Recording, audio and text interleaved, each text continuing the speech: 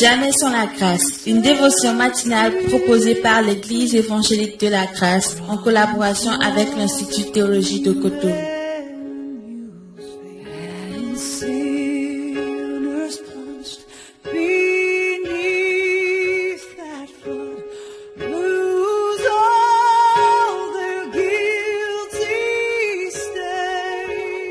Bonjour, chers amis, chers internautes, nouvelle journée, bienvenue dans la dévotion de ce matin qui se veut une provision pour nous.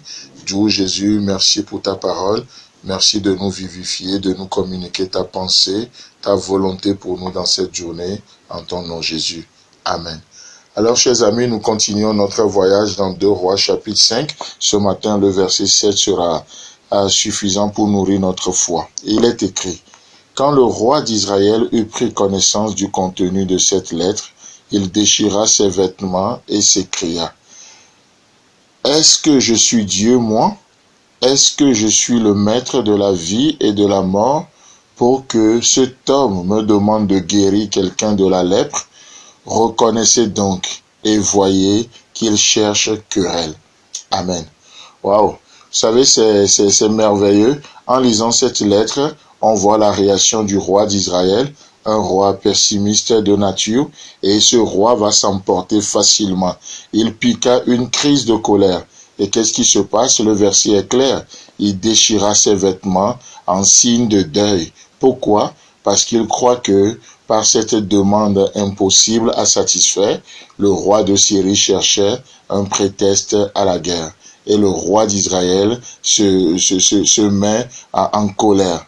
La question que je me suis posée, c'est: que dit le contenu de cette lettre pour mettre le roi dans cet état? Et du coup, on le voit au verset 6 où il est écrit: tu recevras ce message par l'intermédiaire de mon général Naaman que je t'envoie pour que tu le guérisses de sa lèpre. Amen. Donc voilà le contenu de la lettre. En un mot, il est malade, guéris-le. Naaman est malade, mon général est malade, guéris-le. En un mot, c'est ce que la lettre veut dire. Chers amis, chers internautes, laissez-moi vous dire que plus que jamais, notre monde est malade.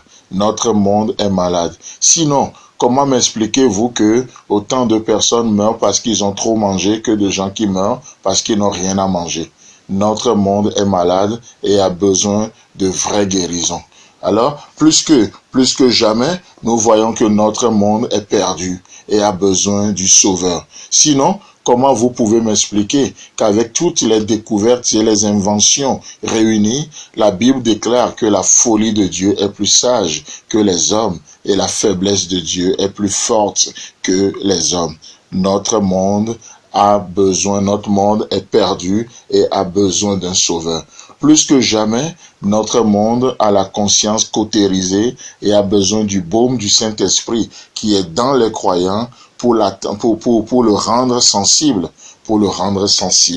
Chers amis, chers internautes, le Seigneur dans cette journée veut guérir un cœur brisé. C'est pourquoi il en placera devant toi. Il en placera devant chacun d'entre nous. Il veut restaurer une vie et il veut guérir un lépreux comme Naaman. Le Seigneur veut agir dans cette journée. Cela peut être dans ta famille, ça peut être dans ton service, ça peut être dans ton voisinage. Alors, pas de subjectivité. Le roi d'Israël était tellement subjectif. Donc, pas de subjectivité dans cette journée. Nous sommes appelés à discerner l'œuvre de Dieu, à considérer le mouvement du Saint-Esprit dans cette journée. Je te rappelle une chose qui est très importante. N'oublie pas que l'Esprit du Seigneur l'Éternel est sur toi, car l'Éternel t'a oint pour porter de bonnes nouvelles aux malheureux. Il t'a envoyé pour guérir ceux qui ont le cœur brisé, pour proclamer aux captifs la liberté et aux prisonniers la délivrance. Que le Seigneur te bénisse, qu'il te donne la force, le discernement de marcher, de faire ce qui est bon à ses yeux ce matin. Le Seigneur veut agir et il veut passer par toi. Alors, attends-toi à ton Naaman dans cette journée. Un cœur brisé, un lépreux à guérir, un cœur à restaurer, le Seigneur l'enverra. C'est pourquoi il t'a donné son Esprit Saint. Permets-moi de te le rappeler encore une fois. L'Esprit du Seigneur l'Éternel est sur toi, car l'Éternel t'a oint pour porter de bonnes nouvelles aux malheureux.